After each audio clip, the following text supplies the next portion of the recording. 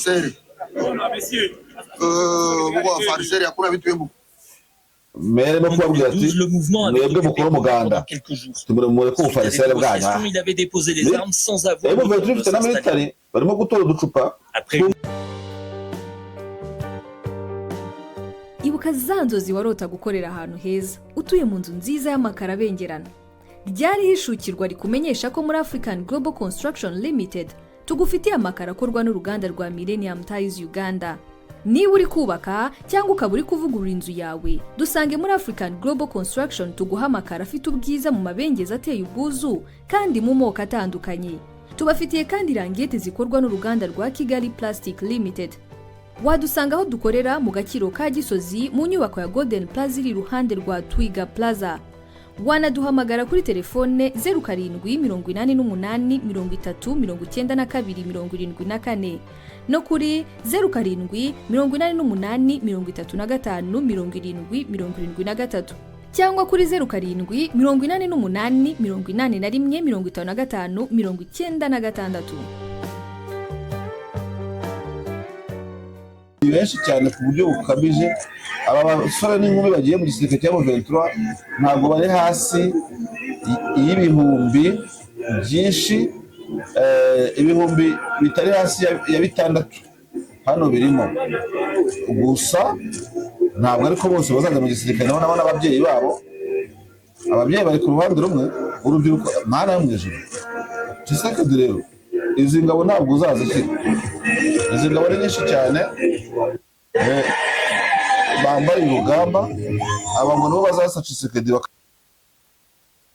Reka ngushimire kandi nguhikaze kuri podcast yacu turi kuri Kigali Voice TV. Icyo bashimira si ikindi nuko tumaze iminsi tutabonana neza ariko nk'abansanze mukimeze neza mwebwe muri bazima nta wishwe n'indwara cyangwa se n'ikindi kibazo ari cyose. Ikibanza cyo gusa irungu ryo irahari ariko natwe turi nka Kigali Voice TV turagusuje aho hereye hose rero ku migabane yose ituye isi navuga ngo igize isi waba uri muri Oceania turagusuhuje waba uri muri Europe turagusuhuje. Reka rero tukubwire ngo wowe uri muri Afrika yose hose aho hantu wabohereye tuguha ikaze n'ingenzi urugo rutakwisa umushyitsi ngo nta kiba kigenda. Uyu munsi muri abashyitsi mwese nyuma y'igihe kitari gito duherukanye habayeho ingorane zitandukanye zaba mu by'akazi zaba mu by'ubuzima busanzwe hahandi Himbarius Papa ntacyo twabivuzeho hahandi India Pakistan byatimbaguranye n'ubu byitimbagurana mugategereza moteriko Marshal babivugaho iki kugeza uyu munsi rero habaye igihe tutari dufite uburyo n'umwanya uhagije ariko twagarutse tuje rero twaje tuje wabindi sendere y'abagonjenje nanjye Marshal njenje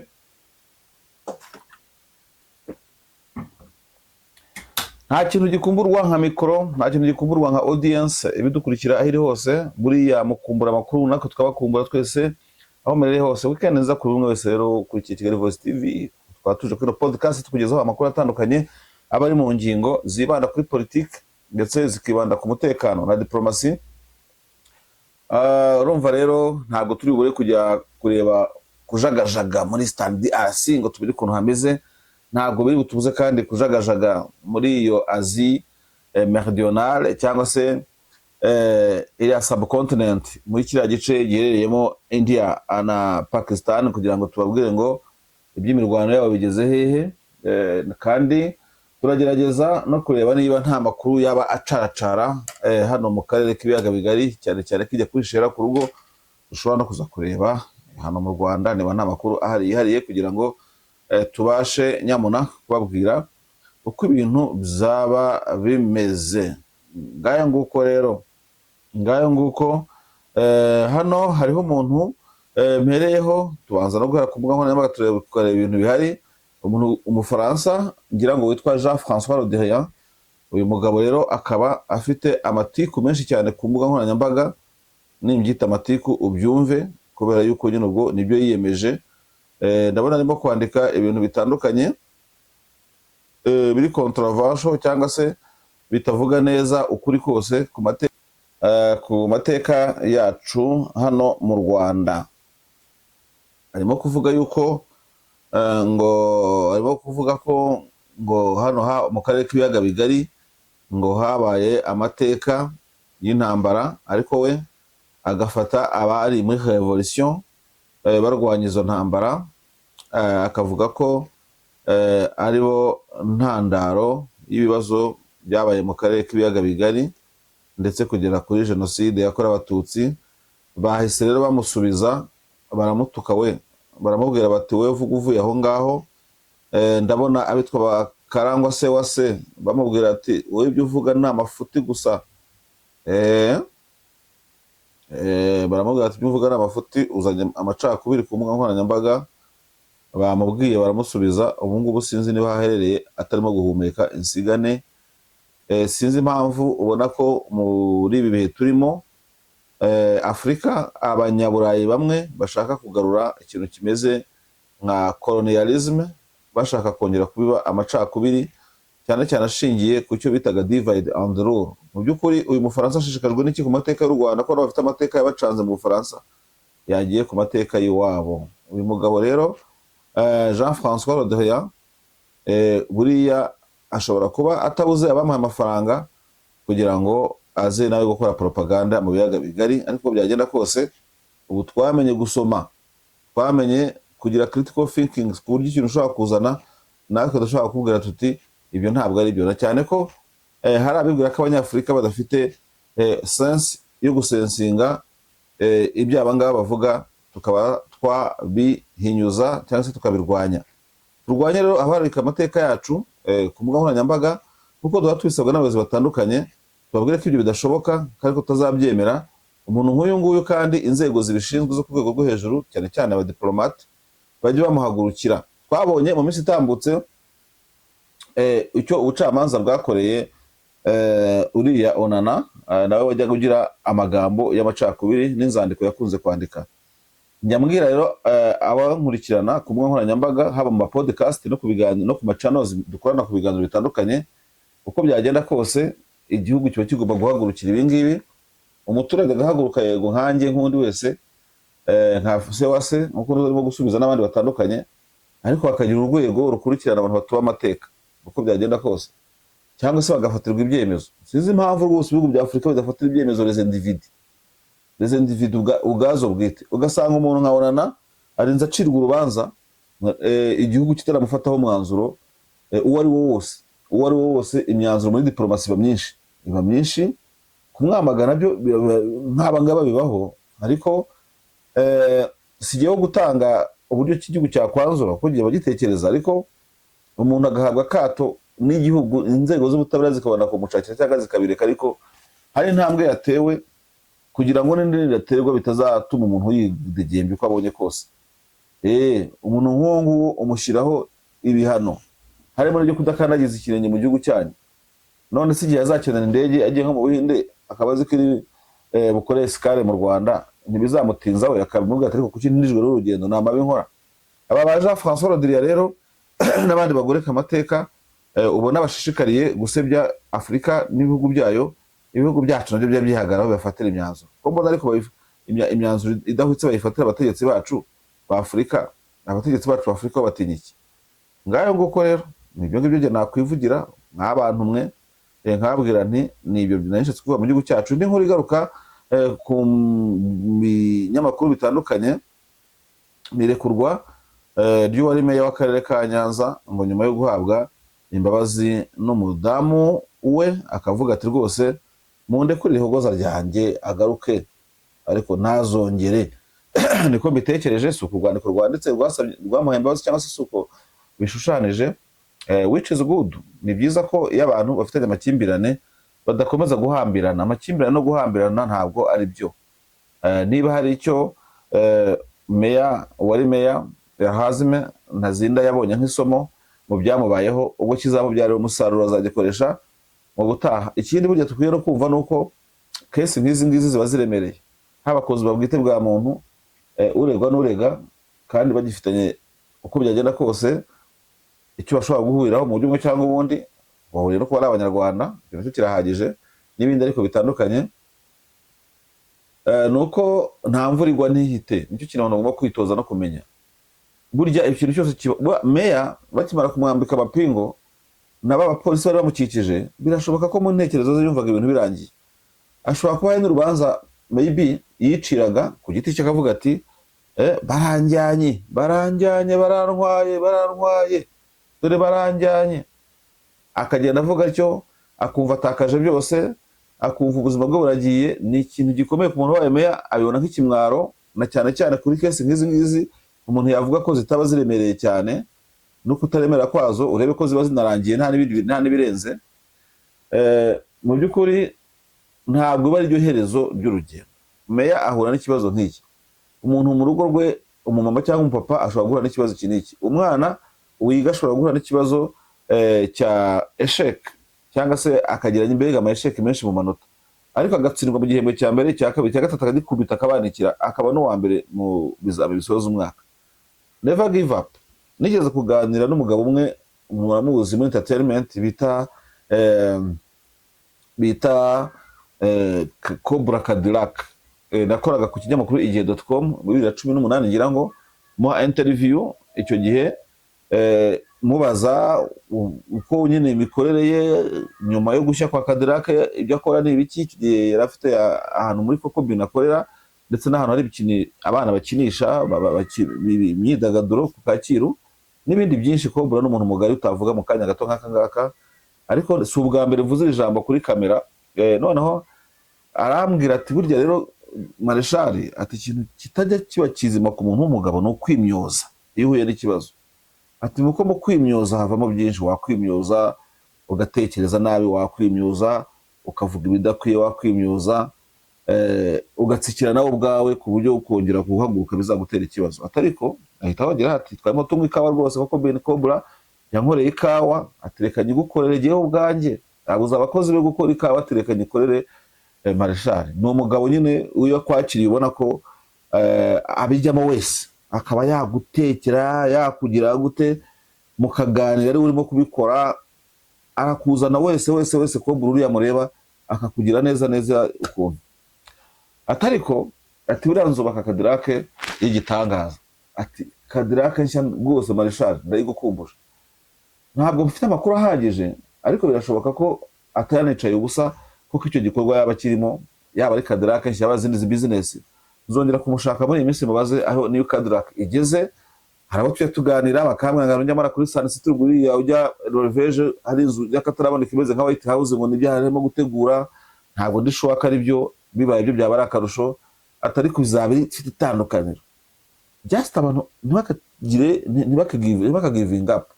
Waba meya agafaranga twumva abandi yande bose, abadamu babo bose, kuko ntabwo tuba tuvuga abagabo, turi kuvuga n'abagore, kuko buriya ushobora gutangirira mu cyuho ariko kusa ikivi gikomeye cyane nyuma yacyo, bitewe no kutihagazeho, gufunga umutwe ngo ugire gute, ngo karabaye ngo biracitse, ugire kubita agatoki ku kandi, ibyo bita kwimyoza nyine. Agatoki ku kandi kazagukoraho whoever you are.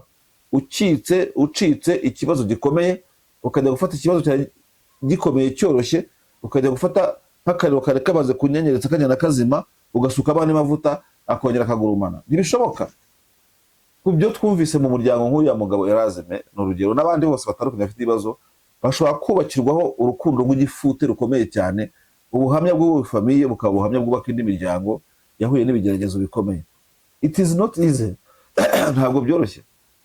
Byose bifata nk'intambara y'uri umugabo cyangwa uri umugore, mukavuga ngo ariko turi mu biki, dufite abana n'urugero, abana bacu basazira mu matiko, basazira mu kiniki, umuntu akareka ingeso, undi akareka indi, bagahuza urugo. Umwari ufite abamugiye mu matwi akavuga ati wari uzi n'ibindi, wenda ntavuga abari bo, akavuga ati mu nshuti zacu nabonyemo ebyiri, izindi zagaze mbwiye nabambwe nafungwe, kandi mwabyaranye butisimu, mwagize gute, tukuru mwarasangiye.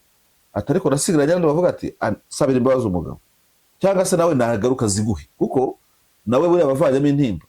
Abandi bavuga ati zimugirire, ariko kugira ngo ujye nyuma ya mevuye ngo ugiye ntuzure kuvugisha gute, naci buryo nawe uca ubumoso hazanye uzanyuza umuriro, byose no gufata umuriro ukawongera mu yundi. Kuko uyu munsi ni ibyo bushoreke byavuzwe, ariko bitagize icyo byatanze kiraho ngaho, ariko gutaha ni ikindi kibazo wazakora kigize icyaha.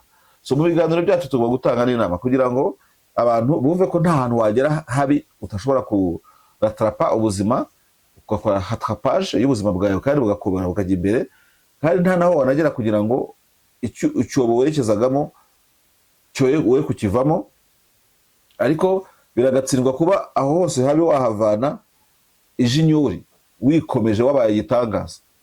Urumva ntabwo ari byo. Muzi umunyururu, uyu munyururu, ibi binyururu bakunda gukwegesha imodokari zabuze ziba zivana nko mu gishanga zaraguyemo, uriya munyururu urambitse hasi uhita wizingazinga ukabona nyine wicishije bugufi. Umwana wese akaza akajya wongera gutya, ariko uriya munyururu niwo iyo wakenewe wongera ukagera ukawucomeka ku kintu kiremereye ukagikwega bigakunda. So abantu bakwiye kuba nk'umunyururu, ukaba flexible, ubundi ukaba wafata ingingo zikomeye, some principles mu gihe cya nyacyo kandi kiba gike cyane, kuko amasaha umunyururu umara ukwega ibiremereye n'amasaha umara uzinze niyo menshi. So abantu babe hambo bamenye ko aho gutangira uvuye mu kaga ugahita ukomezanya n'amatatizo, gufunga umutwe ukagenda utavugisha abantu, ugasanga nka mejo yarasohotse nta telefone, madamu ati allo madamu, bana ndarusimbutse, iki ni ikibazo gikomeye ariko uri umuntu w'umugabo cyane. Yes, c'est la diplomatie familiale, n'est-ce pas? Niko abantu bagomba kubaho. Ntabwo ari kwikomeza, ntabwo byoroshye, c'est very hard, birakomeye. Iyo bibaye byiza ukabikora, ukiyambaza Nyagasani, ukiyambaza inshuti nziza, ukiyambaza ubwenge kamere Imana yaguhaye, bitanga umusaruro kurusha kubyimba. Ukivimba viba sasa, iyi dunita kuvimbana. Nikwambie nini basi? Asante sana. Twakomeza rero tukareba inkuru ya Menya nayo ubwo ngubwo nuko imeze, nuko imeze. Ndumva nta kindi umuntu yavugaho. Tugeraho muri RDC, ndabizi ko abantu benshi baba hakurikiye bategereje kureba ikintu gishobora kuba gikorwa cyangwa se amakuru ahari. Ikihari gusa nuko nkuko bimeze muri no minsi hamaze iminsi yaba gusatirana kwa hato na hato kw'abazalendo ndetse n'ingabo za M23, ugusatirana kwa hato na hato hagati y'abazalendo n'igisirikare cya leta, no gusatirana kwa hato na hato kw'abazalendo bivanze n'abasirikare ba leta n'iriya coalition yose na M23. Nibyo bivugwa muri Repubulika ya Demokarasi ya Kongo, ariko abantu bakayibona aho gucokozanya kugira ngo ahari wenda buri ruhande rwigaragaze nk'urudasinziriye mu kuba abantu bari mu biganiro. Ariko ikiriho ubu ngubu nuko icyo abantu batinya nko gucokozanya fendofe gishobora kugaragara nk'ikizavamo intambara yeruye nyuma yaho bari hashize iminsi aba bantu bari mu biganiro i Doha, ndavuga hagati leta na M23 AFC. Amakuru avuga ko nyine ngo mu gihe isi yose ihanze amaso hariya mu bibera i Doha, ahangaha ntitwabona no kuvuga Washington kubera ko buriya biganiro biri hagati y'u Rwanda na Congo, Washington DC, cyangwa se ziriya porogaramu zihabera z'ubuhuza bwa Perezida Donald Trump, ntabwo washakisha ngo uburemo akanyenyerezo cyangwa se akayitensera akantu k'agashashi ka crise na case ya M23, ntabwo byabishoboka. Kimwe no kuyo uri Doha utahabura iby'u Rwanda na DRC, kuko ni nacyo ubona yuko uriya muhuza Emir wa Katari yari yazamukiyeho, hanyuma bigakomeza na M23 na Repubulika ya Demokarasi ya Kongo. Rero nubwo abantu barangamiye muri ibyo byose, nta kibujije ko imirwano ikomeje. Ingabo za Repubulika ya Demokarasi ya Kongo za FARDC ngo mu cyumweru gishize zarwanye bikomeye n'inyeshyamba za M23 mu gace ka Runyansenge. Aka gace ka Runyansenge kari muri Rubero territory cyangwa se territoire Rubero mu ntara ya Kivu y'Amajyaruguru. Ubwo ni ku majyaruguru no ku muhero kabisa w'ikiyaga cya Edward, abantu bazi nka Lac Vicumbi cyangwa se Rwicanzige tugiye mu mateka ya kera. Imirwano ni imirwano yakwirakwijwemo amafoto akomeye, murabizi mwagiye mubona ku mbuga zitandukanye, aho wabonaga abasirikare biciwe ku kintu kimeze nka foreign. Ngiye bivuga ko abasirikare bari bahabwa amabwiriza, barimo ba leta, barimo bahabwa briefing abasirikare bayiherwa akenshi kuri foreign ku mirongo babahagazeho. Bari bafite imbunda nshyashya, impuzankano nshyashya, ariko urebye ukuntu bagarashwe bakajya bagwa bagaramye n'intwaro zabo, bigaragara ko nshyashya, ama SMG mashyashya. Sinabogambe tuvuze kuri inkuru nyine ubona yuko bari abasirikare babanyemereye aba M23 bakabica. N'ikindi wanamenya burya ingabo ni mu ntambara ikintu kijyanye n'amasaha, kuko buri saha mu gisirikare ikintu ifite ibintu bisobanuye ku isi benda guhuriraho. Icya mbere cyo nka community cyangwa society nini cyane, ukwiye kumva ko abasirikare bagira igihe cyo kujya kurya, kubyo bita messe, kujya mu messe bari ku misozi, wenda aho ntiwavuga messe bari mu operation, ariko ubyumve neza ko nta musirikare no gwagira boîte de conserve mu bikapu bagendana ushobora kuvuga ngo ndashoje ngo ngiye kuri isaha nshakiye. Icyo cyose kirazira. Nubwo mwajya mu mashyamba mu kugiye gukora operation, oda yo kugira bere isaha imwe. Tujye mu bigo rero cyangwa se ahantu hari inkambi nini ikambitse, bagomba kugira amasaha yo kurya, amasaha ya siporo. Akenshi mu gisirikare abakenewe ahurirwaho yaba mucaka cyangwa n'ibindi bikorwa bya gisirikare, n'amasaha nayo gupanga akazi, gupanga umurimo uko muri bukore. Niba mu gitondo abari bukore nimugoroba ku patrol ni bande, burya bwira abizi ntawe mutungura. Niba ari abakora ku manywa babibwirwa muri briefing, morning briefing. Niba ari abarwaye, icyo gikorwa benshi bakita parade state cyangwa state parade.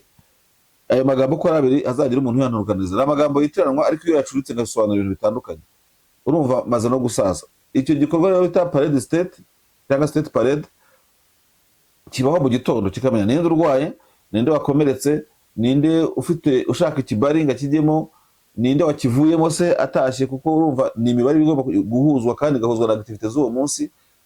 Hanyuma harakora bangahe rero, duty yabo ipanze gute, nimugoroba, ku manywa, iki n'iki, gutyo bafite ama recuperation. Ibyo byose bigapangwa muri ubwo buryo bwa mu gitondo. Hanyuma ku manywa bakagira amasaha yo kurya, mu gitondo bakagira breakfast no gukomeza na kuendelea na nimugoroba. Uri bwirirwe ayoboye amatsinda atandukanye kuva ku ofisiye bato, ba ofisiye banini, babita bahodari. Uyobora uri bwirirwe ayoboye abasirikare batoya bo mu matsinda mato bita ba NCOs kumanura, bamwita hodari sergeant. Mujya mu bigo bya gisirikare ukabona sergent d'ordre cyangwa sergent d'ordre, ukabona yambaye hano mu bihugu bya anglophone yambaye igitambaro gitukura kijya gusa ni karuvati cyane nkuko yifata ukayegera gutya, ujya bamwita hodari sergeant. Urya abazubuzima bwa unity uko bwiriwe, abapanze ku kazi, abarwaye babonye ibyo kurya, n'ubazwa akazi kose cyane cyane kajyanye nabo bari ku rwego rumwe, nubwo n'abari ku rundi rwego atabiyoberwa batari ku rwego rumwe. Uwo rero hodari sergeant. Hanyuma hakaza, niba nta mpinduka zari zaho ubu ngubu kumeruka ibyo ngibyo kera, babita hodari officers.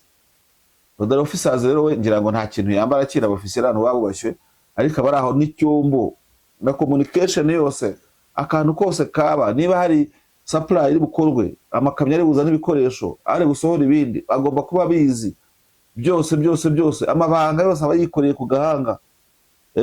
Ari urimo guhuza imitwe itandukanye mu mirimo itandukanye, ni umuntu ubukomeye uwo munsi, afite amategeko hafi ya yose. Hanyuma nyine ubwo urumva ashobora kuba reportinga kuba bishinzwe. Ibyo ntabwo nshaka kubyinjiramo cyane. Mpamvu vuze ibi byose no kubera ikirero, akenshi usanga buri gikorwa gikenera amasaha yacyo. Mu gitondo hapangwa amakazi sangahe, abajya ku kazi ka nijoro bagenda sangahe. Isaha ntigomba gupfa mu kigeshi nta kaduruvayo kabamo. Niba burira mu modoka bajya ku mapatrol saa 9 n'urugero, ibyo ni ibintu bigomba kuba biri routine. Niba bajya nyine muri za breakfast amasaha runaka, nabyo bikaba routine. Ibyo rero impamvu nabizanye no kubera ibyo ngibyo, l'adversaire, umuntu muhanganye agomba kubaza amasaha yawe ya buri gikorwa. Do you understand me? Agomba kubaza amasaha ya buri gikorwa, agomba kubaza amasaha umwara breakfast, amasaha mugira muri mess, amasaha abashaka gukaraba bakuze gukaraba, kuko bari bavuye mu kazi baranakaraba. Ariko byose arabicunga, na cyane ko utarebye neza wasanga anafite umuha makuru yose muri mwebwe. Iyo hatabaye ibyo bita control espionage, kugira ngo ibyo ngibyo mubashe kubiburizamo, mushaka gusanga nubaneka muri kumwe kuracho kingone mwako, ibyo bintu bishoboka byose. Urumva ko rero icyo gihe bashobora kuba bano bantu ba Runyansenge barahuye n'icyo kibazo M23 yarabinjiyemo. Burya batasi kabo hari abantu bazi ibintu by'ubutasi n'ubumaneko rwose. Iyo usomye amateka y'abamaneko bakomeye, yewe haba naha mu Rwanda, numva n'amateka ya bamwe bari bitangaza n'ibihangange mu gihe cyo kubohora u Rwanda, bavuga ko bajyaga bajya no mu ngabo za Juvenal bakajya gusangira, umuntu akirirwa bashyiraho morale kandi ayaje kubatata. muri aho ngaho nijoro mu gicuku mutari kuyu mugabo azi gushyiraho morale rwose, kandi yarangiza akagishoremba akigendera asize azi uko muryamye, uko mugona, uko mugize gute uburinzi, uko bupanze bwo kurinda defense yanyu. Bivugiye iki? Ntabwo wambwira ngo abasirikare bajya muri mesi niyo abantu 500 bajyanye intwaro zabo barazishyiraho babizibika bita muramana afunge ategereza uza gutwara iyo agiye ku kazi, na muramana babizi ko arajya ku kazi bande ahereza imbunda nyine nabazi ko yahawe amakuru ko bari bujye ku kazi pana kuza ko wayifata utagiye bujye ku kazi ukaza kwikoresha bitari byo, ni ordre yose. Noneho ubwo rero umwanza gute wowe utumwanzi ukore Muventura kuri FARDC aguteye uri mutanga briefing yet imbunda murazifite, ako murimo gufata amabwiriza ntago muri position y'intambara rwose. Abantu bari ku mirongo bahagaze bavuga ndi afande kiniki ufite ikibazo ninde bla bla ninde warwaye wagutungura akagutama ikombora, nta kintu rwose bujye waza uvuga. Murumva ko bimeze? Cyangwa akagucunga mwagiye kurya muri mesi mwese mwakuye mu dushati mwambaye udu-t-shirt mwese kuri discipline igenga mesi, kuko ntabwo wajya muri mesi kubonye kose, hari amategeko yigenga utagira ngo wapfa kujyamo wambaye uko ubonye kose, na cyane ko buri mesi igira n'abayo y'abasirikare bato barira y'abasirikare bakuru. Buri rwego rw'ingabo rugira ahantu niba ari abo basirikare bato bakagira mesi, niba ari officers mesi, niba ari senior officers mesi, niba ari general officers mesi, byose bigenda bikurikirana bitewe n'urwego umuntu ariho. Ariko urumva mu by'ukuri amasaha ya relax uyagagwemo igitero urashya. Dusupoze nk'abariya niba bari bavuye ku kazi, uko bitekereza bakaraswa bagiye kujya kurometa imbunda kwa muramani kugira ngo abazibike bajye kuruhuka, hasigara basarawundinze ikigo bakirinze, barashwe nabi cyane. Nuko tuterekana amafoto, ariko utekereza bitandukanye nanjye yaba yibeshye.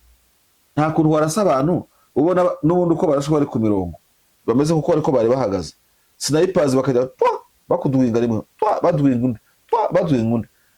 Abasniper bashobora kwipanga nka veni kavuga ati we muri ya company iforene nzura rasame 10 ibi kwisha maneno. Urabona rero iki ni igikorwa cyabaye Runyansenge muri Rubero ubwo abantu bari mu biganiro Doha ndetse na Washington, nibwo M23 yiraye mu basirikare ba leta si ukubica yiva inyuma irabarasibirasa kudushwiriri nkuko nyine byagiye bigaragara kuri amafoto. Ariko kandi sinavana navuze ko ibyo bibe binagaragaza ko ubutasi bwanyu waburi hasi cyane. Muri ayo masaha ntabwo navana bivuze nibwo ubundi ingabo zimera amagabo mukavuga muti turabiza nduyashobora gukeka ko bari muri mesi nta burinzi bukomeye buhari, igihe mugomba gukaza uburinzi kugira ngo ya masaha ko relax, amasaha ya mu gitondo, amasaha ya saa 10 bari mu gatosi, ubona ko ibitero bikuza kugabwa amasaha 9 na saa 10 z'ijoro ku bigo bitandukanye. Mugomba gucunga amasaha mukagira ibyo bita stand by class 1, ariko sivuze ngo ni stand still. Ayo namagambo afite urukundo asobanuka. Amasaha ukeka kukuneka yaguheraho ayo yafoye navuze niyo ugomba kubamo amagabo kugira ngo utaherwaho nyine nk'umuntu waba uri mu ntege nke yagasanga aribeshya abamuturitsa bahari. Nivuga ko ya masaha mu ntambara Israel yarwanyemo na Egypt mu myaka ya 1967 n'abarabu batandukanye, intambara murabizi bita intambara y'imisi 6 guerre de 6 jours cyangwa se 6 days war. Ni intambara Israel yacunze Misiri nk'igihugu cyari kiyoboye rugamba, abasirikare bacyo mu ngabo zirwanira mu kirere bagiye muri breakfast kugira ngo baze bambare rugamba muri indege bajya kurasa Misiri. Ubutasi bwa Israel bwamenye ko abo basirikare mu minota mike bari buze kurasa no kurira indege bakaza kubombarida nako Israel mumbarire. Hanyuma Israel ijya kubahengera n'indege zabo z'intambara, ihengera barimo bamwe bikoma birenza bagira gute bakora imyitozo bati tugiye guturitsa Tel Aviv cyangwa se Jerusalem. Basohotse basanga nako ntibanasohotse, basanga indege zabo Israel yazitwitse zose kuko bacungiye kuri ya saha. Ubundi kandi bisanga nabo bashize kubera ko niyo mesi Israel yishwanyaguje Misiri isigara nta bapilote, isigara nta ndege z'intambara ku kigo yagiraga cyari cyamaze gushwanyaguzwa n'abasirikare bazitwara bose bakura.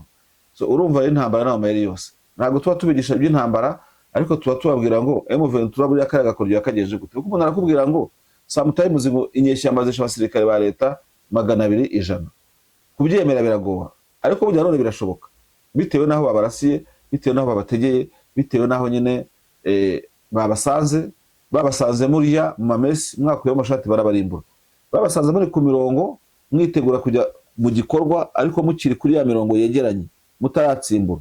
barabakubita babategera muri mobile, muri mu makamyo, mu modokari atari imitamenwa, mutoye imirongo mugenda, barabarasa kuko bamaze kumenya muri bugendere mu mirongo yanyu, imodoka zanyu zicyegeranye, indege yaza kabara cyangwa drone kubita kamyo ya mbere ya kabiri ya gatatu ya kane ya gatanu, cyo bita ambushi nyine. Ariko ambushi irondera ngiri ku butaka, ambushi urabona kuba mu kirere, kajugujugu ikaba yatega ambushi amakamyo yanyu agenda, drone ikaba yatega ambushi na mbushi zo ku butaka na buri kimwe cyose.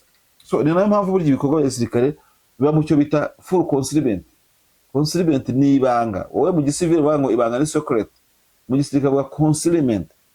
Concealment ariko no kumenya ngo ushobora kumbaza izina rya Marshal nakubwira ngo ntabwo ari ryo rwose sindizi, ni full.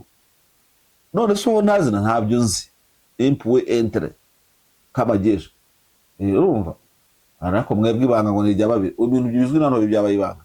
Nuko rero byose bigomba kubibanga. FARDC nta banga igira, M23 bayinetse ikamenya igihirira, igihingwera, igijya mu mazi, igibira ndomboro turitsa ukuvana mu ngomagana bapfuye, uti ntibishoboka, birakunda, it depends. Ni imirwano rero urebye yavuzwe hano kuri izi nyeshyamba muri aka gace ka Runyansenge hari ya ruguru kuri Rubero. Runyansenge bikaba bivuga ko M23 irimo gukora amakanaki zo kugira ngo ibe yazenguruka umujyi wa Rubero, izabashe kwigarura gutemba imbere ya Rubero. Biragoye, bisa bitumvikana, ariko byakunda kubyumva kubera ko muri tactique za gisirikare byose birashoboka. Ubu rero abantu bakibaza se barongera besurane bya nyabyo cyangwa se n'ibya bindi byo kubeshya beshya, nta ubizi uko bimeze. Ubwo reka tuzamenye ikizakurikiraho. Gusa muri iki gitondo ugerageje gutera amaso ku bari kuri tere, hari amachannels ubona kabisa agerageza kuba yamenya ido nido ibibera hariya. Ubona yuko nabwo nta kintu gishyashya gihari, gusa M23 iri kurokrita abasirikare benshi kugira ngo ibohereze ku rugamba bajye guhangana n'ingabo za leta. Kwa Kesaswa ndabona hano muri Masisi ngo urubyiruko magana bagiye kwitabira ibikorwa bya gisirikare. Siroga bafite iravuga ngo Tshisekedi must go. Murashaka kugira ngo Tshisekedi agende, bigende gute? Murimo kumwirukana perezida mwebwe? Reka twumve ko babivuga urubyiruko rwa Masisi, twumve ko bavuga ngo Tshisekedi must go. Urubyiruko rwinshi cyane baravuga bati Tshisekedi must go, ngo Tshisekedi agomba kugenda. Ni benshi cyane, ntushobora kubabara, ni benshi cyane ku buryo bukabije. Aba basore n'inkumi bagiye mu gisirikare cya M23 ntabwo bari hasi y'ibihumbi byinshi, ibihumbi bitari hasi ya 6 hano birimo. Gusa ntabwo ariko bose bazaza mu gisirikare, nabo n'ababyeyi babo, ababyeyi bari ku ruhande rumwe, urubyiruko mana yo mwijuru. Tshisekedi rero izi ngabo ntabwo uzazikira, izi ngabo ni nyinshi cyane, bambaye urugamba. Abantu bo bazasa Tshisekedi bakamwemeza, bambaye urugamba ari benshi, unamagana. Sizi impamvu batavuze ibihumbi bo muri Basisi bavuga bati waruzi n'ibindi. Ntabwo tugomba kwicara gutyo, ntabwo tugomba kwicara gutyo. Tuzagira gute? Turaje kubite we Tshisekedi, tukwirukane. Ndabona rero hano izindi nyeshyamba za M23 ziri kumwe na Laurence Kanyuka mu ikamyo, barimo bazenguruka ahantu hameze nko ku kibuga cy'indege. L'aéroport, c'était la base la plus dangereuse pour le public et pour tout le monde qui habite aux environs. Ici, ils ont installé des armes lourdes, les avions étaient ici, les explosifs ici, et toute la population environnante devait en danger. Les Kivus sont dévastés par des guerres à répétition depuis le génocide des Tutsis du Rwanda voisin. En 1994, des génocidaires se réfugient au Congo. Leurs ennemis les poursuivent. La région s'embrase. Kanyuka ni umunyamakuru barimo bazenguruka n'amakongo yabo barimo bazenguruka ikibuga cy'indege Kanyuka batembera aéroport international de Goma ni kuri portail yabo ndimo Pour stopper le M23, les autorités avaient positionné leur armée ici. ngo kugira ngo bahagarike M23. Selon la propagande des rebelles, les militaires étaient des meurtriers. Il y a des engins qui quittaient ici pour aller tuer la population civile dans les zones libérées. C'est pourquoi on devait être libéré. C'est un report de main des criminels. Le gouvernement du président congolais Félix Tshisekedi avait recruté des paramilitaires européens. Il était aussi soutenu par plusieurs armées africaines et les casques bleus de l'ONU. Cette alliance a déposé les armes face à la puissance de feu de M23 et de son allié, le Rwanda. Ici, nous avons le gilet pare-balles. Kanyuka ati nawe turebera ahangaha niho harondaronze ibintu birinda agatuza bya antibara ni byinshi bikoze nk'umusozi. Ce qui était resté, kuri iki kibuga ni byinshi. Combien d'hommes il y a eu dans cet aéroport? Le gouvernement congolais ati ibi birakwereka umubare wari kuri iki kibuga. Ati yashyize amafaranga menshi. Nous l'avons dit depuis longtemps. Ati kandi twabivuze ikintu cyane. Ati hano hashyizwe amafaranga menshi ya leta. N'a pas de solution militaire à cette guerre. Twavuze kenshi yuko rwose uburyo bwa gisirikare budashaka umuti mu kibazo. Déjà rencontré avec ces hommes. Kanyuka rinzwe n'itsinda ry'abasirikare batari hasi ya section 10 na bangahe. Ils ne contrôlaient alors qu'une fraction du vaste territoire qui est aujourd'hui le leur. Ati ntabwo bagezwe gice kinini icyo gihe. Bagezwe agaco gato atari ko intare yose bayiyabo. Ati turanga kugira ngo tuze abaturage bahoterwa n'abaturage kugira ngo turinde. Et qu'il faut l'éradiquer du Congo, les exclure du Congo. Et par là, ils utilisent la force. Quelque chose qui n'est pas correct dans la loi internationale. Le pays frontalier cherche également à étendre sa zone d'influence sur les Kivu, région stratégique et riche en minerais.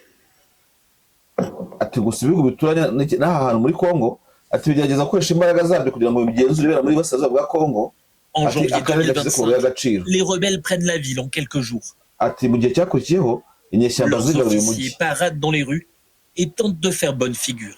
Ati ubabona ahantu hatandukanye ati mu mujyi ndabona abarinzi bayicaye ku gatebe mu muhanda ameze nka Museveni yicaye mu muhanda ari baganiriza abaturage. Les lignes de front sont désertes. Le M23 occupe toujours la ville et a installé une administration. Première étape, vanter son programme pour améliorer le quotidien des Gomatraciens.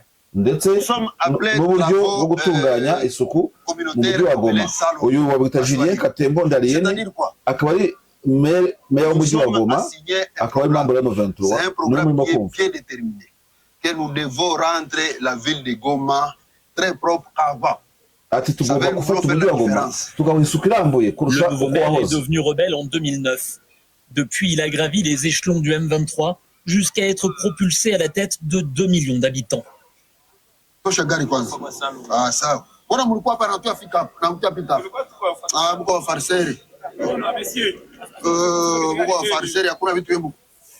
Mais le mouvement avait pendant quelques jours. Il avait déposé les armes sans avoir Après une décennie d'inactivité, l'armée a repris le combat, mieux organisé qu'auparavant. Nous sommes ici pour toujours. Ici, nous sommes ici pour toujours. On ne va pas quitter. Zéro avec la population, on va vivre. On va gérer notre population. Nous sommes en train d'écouter notre population. On ne quitte pas. On sera ici avec notre population. Maintenant, nous sommes en train de remettre les choses en ordre.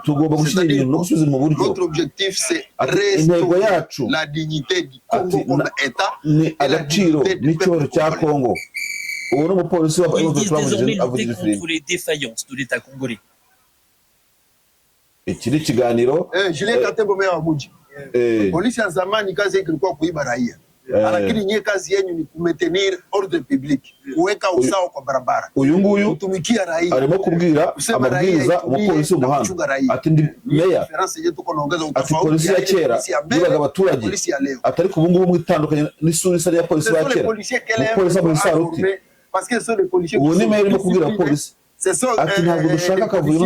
sont bien arrangés. Parce que ce qu'on a attrapé, c'est ceux qui se sont rendus, excusez, ici à Goma, ils sont au centre de formation.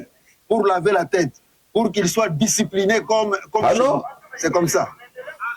Des policiers formés en moins de pour le 23, il y avait toujours ça rétablir l'ordre. Le tour de la ville terminé. Le maire montrait pourquoi.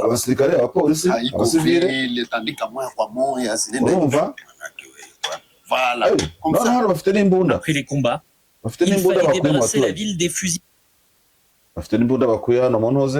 internet yacu igenze nabi ariko uko byagenda kose iragaruka murabona yuko ari ibintu bitoroshye uyu neme arimo kubwira umupolisi ati we ati no mwebwe mugomba kwitandukanya n'abapolisi bake bisambo hano arimo kubereka imbunda mbere y'umujyi wa Goma. Depuis que nous avons été nommés, on ramassait au moins par jour 100 à 150 armes plus munitions et explosifs. La façon dont les M23 est venu séduire la population de Goma, la population a crié tout haut qu'il y a un danger ici à Goma. C'est-à-dire nous sommes là pour venir remettre l'ordre ici à Goma. D'abord, sur les plans malgré les centaines de morts causées par son offensive, le groupe se vante d'avoir accompli son objectif premier. Selon le maire, la population est maintenant protégée, à commencer par les minorités ethniques stigmatisées par le gouvernement. uyu ni umwana noneho uzuze gusenga ntibarimo gusengera mu 23 mama nimombaze. Le pasteur Amani et Banyamulenge. Les membres de cette communauté parlent une langue proche de celle du Rwanda. Ils sont souvent assimilés à des Rwandais et accusés par des responsables congolais d'être derrière la guerre en cours. Tout était détruit. Tout était détruit.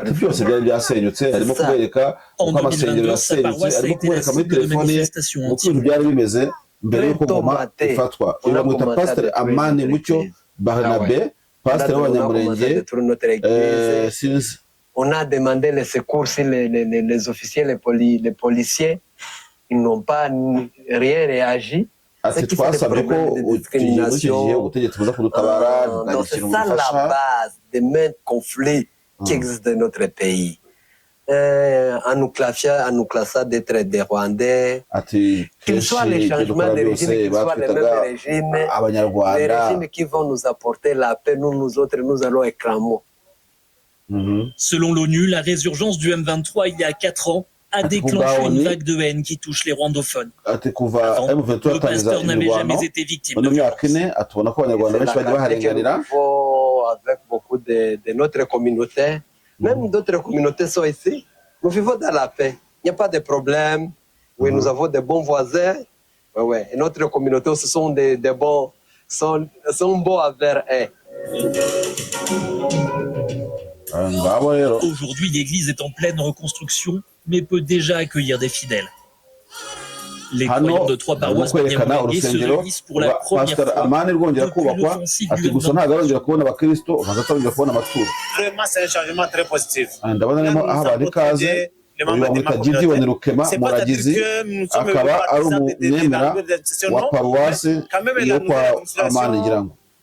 ils ont amené une autre philosophie de protéger tout le monde. Pas comme le gouvernement de Kinshasa.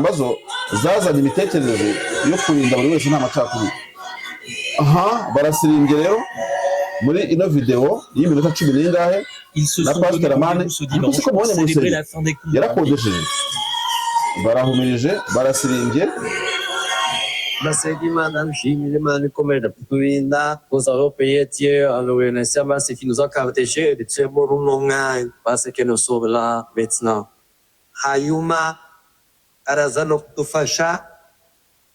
Amani a beau prêcher dans la langue du pays voisin, il refuse que sa communauté soit blâmée pour la guerre à laquelle participe le Rwanda.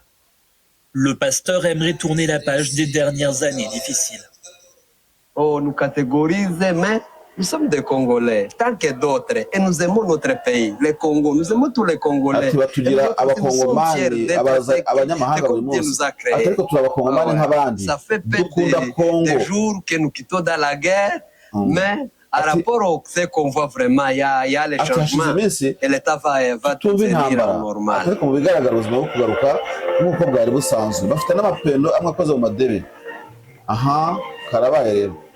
Ubu nibwo sasa ibintu bihinduye isura. Mais les célébrations restent une exception. Unanisoma dinosaur?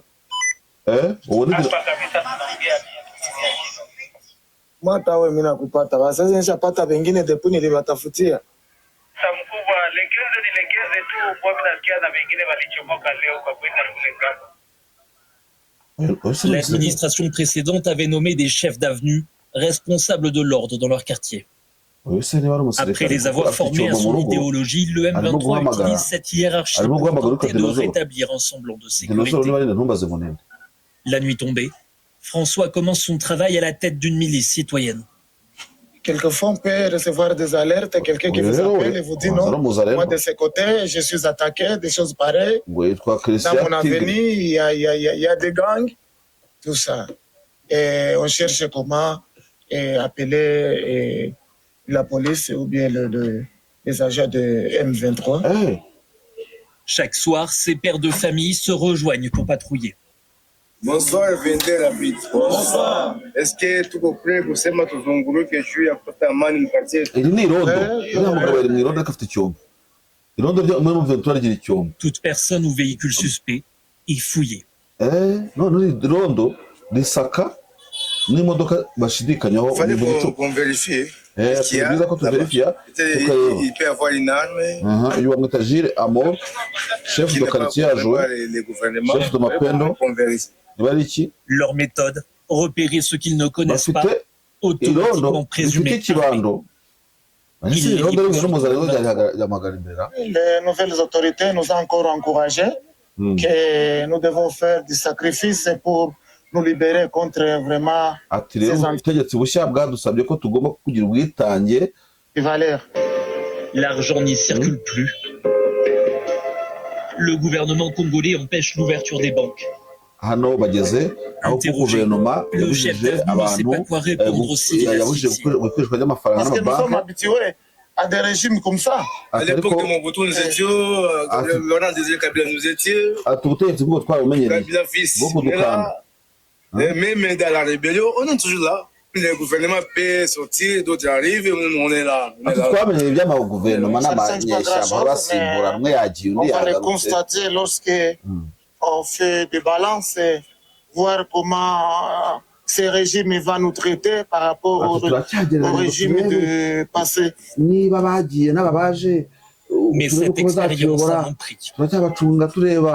Nguko niho rero iki kiganiro cya Lawrence Kanyuka ndetse n'uyu munyamakuru wakoze documentaire kirangiriye twabahonjaga mushobora no kugisanga kuri Kivu News 24 aro bagishyizeho ndumva nta bindi birenze.